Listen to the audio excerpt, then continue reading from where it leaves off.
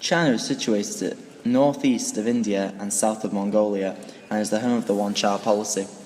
The one-child policy was introduced primarily because of the famine. However, it's also because of the increasing population. In 2008, it was recorded that there was 1.3 billion people in China. However, if the one-child policy was not introduced, there would be over 1.7 million.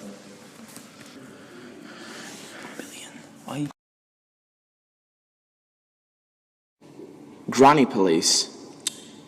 The granny police were elder women of the community entrusted with the task of keeping everyone in line. They kept a regular check on couples of childbearing age, even accompanying women on contraception appointments to make sure they attended. Despite the fact seeing is quite a joke, these were very real. China's one-child policy has caused a few problems for the civilians living there. Firstly, women were forced to have abortions as late as 9 months into the pregnancy. Also, women were placed under tremendous pressure from their families, workmates, the granny police, and their own conscience and feelings.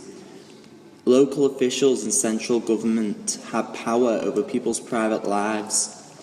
Chinese society prefers sons over daughters.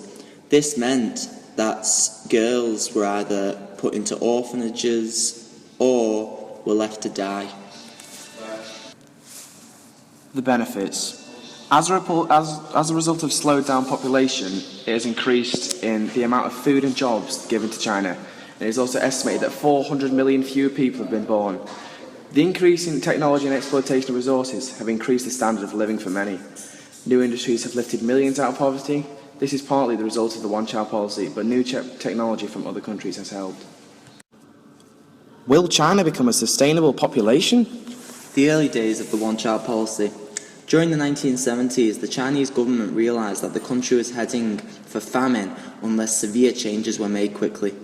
Change to an industrial economy at the expense of farming had already caused a catastrophic famine from 1959 to 1961. With 35 million deaths. A baby boom followed and population was a crisis. However, its methods have been considered too strict, even cruel. Beginning in 1979, the one-child policy said that each couple must not marry until their late 20s, must have only one successful pregnancy, must be sterilised after the first child, or must abort any future pregnancies, would receive a 5 to 10% salary rise for limiting their family to one child.